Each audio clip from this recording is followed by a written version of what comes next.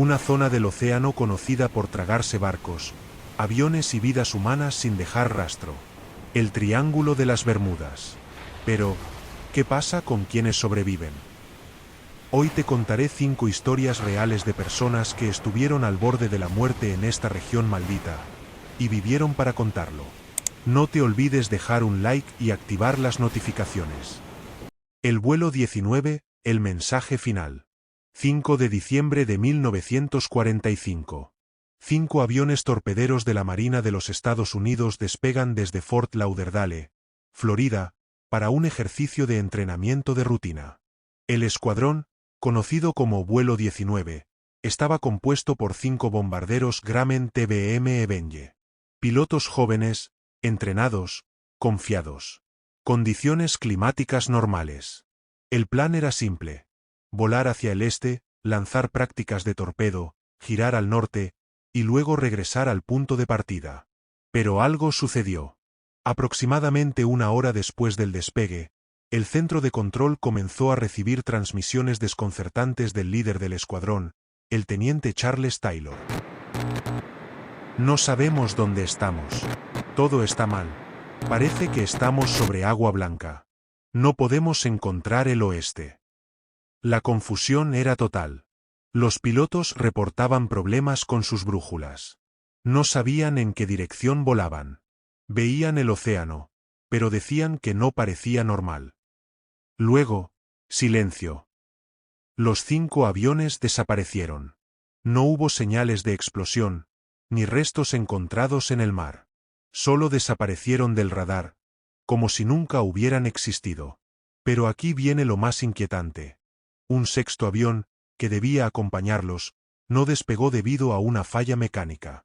Su piloto sobrevivió. Años después, relató que, antes de despegar, el teniente Taylor actuaba de forma extraña. Dijo que no recordaba el itinerario, y que se mostraba confundido, como si no supiera dónde estaba, ni siquiera quién era. ¿Qué le pasó al vuelo 19? ¿Error humano? ¿Mal clima? ¿O fue algo más? Christine Schultz, perdida en la nada. Año 2001. Christine Schultz, una navegante aficionada de 34 años, decide emprender una travesía en solitario desde las Bahamas hacia la costa de Florida. A bordo de su velero de 9 metros, el Sea Whisper, se despide del puerto bajo un sol radiante y con un mar completamente tranquilo. Había hecho rutas similares antes. Tenía experiencia. Lo que no sabía es que esa sería la travesía que marcaría su vida para siempre. Unas pocas horas después de zarpar, el cielo comenzó a nublarse. Nada alarmante al principio. Pero repentinamente, sin aviso, una niebla blanca, densa como leche, la envolvió. La brújula empezó a girar descontroladamente. El GPS dejó de funcionar. El viento se detuvo por completo. Era como si el tiempo se hubiese congelado, contaría luego Christine. Por más que gritaba por radio, nadie respondía. Encendía bengalas, luces, todo, pero nada. El mar estaba muerto, plano, sin olas. Y el silencio. Un silencio absoluto, opresivo, imposible de describir. Durante 4 días, Christine flotó en lo que describió como una especie de limbo marítimo. Sin dirección. Sin referencia. Sin saber si era de día o de noche. Apenas comía. Apenas dormía. El único sonido era su respiración. Y algo más. Christine afirmó haber visto luces bajo el agua. Pequeños destellos azules que parecían seguir su embarcación. Dijo también que sentía presencias. Finalmente, en el 4.º día, un helicóptero de rescate de la Guardia Costera la divisó haciendo señales con un espejo. La encontraron pálida, deshidratada, pero viva.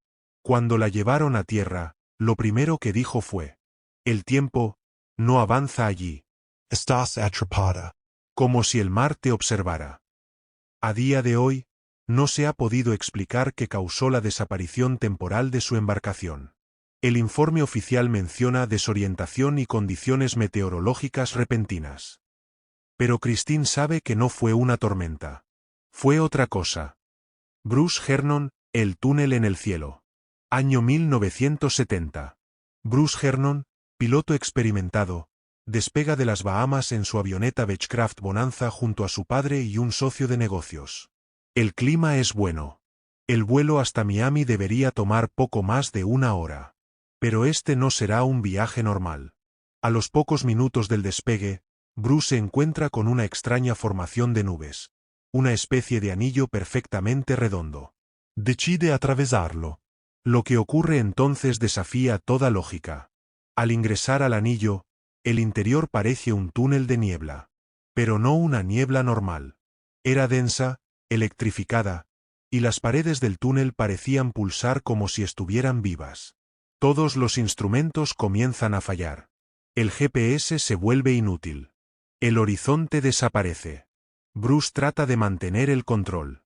Siente como si el avión flotara sin moverse.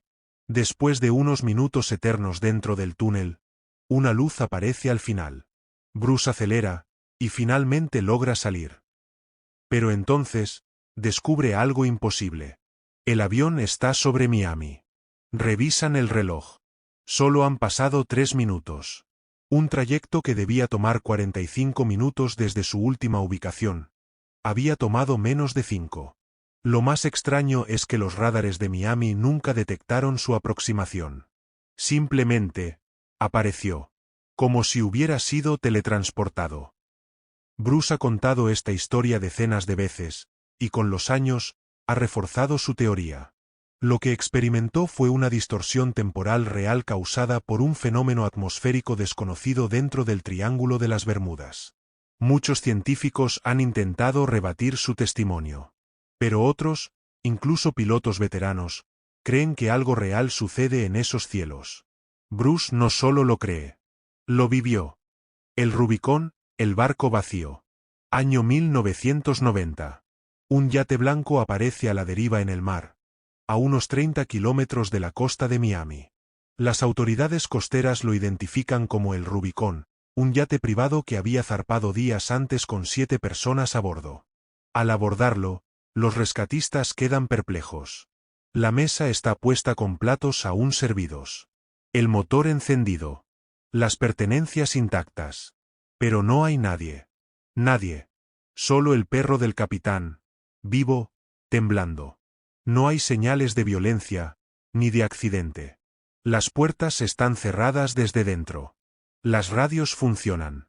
Todo está perfectamente en su lugar, salvo por la ausencia total de vida humana.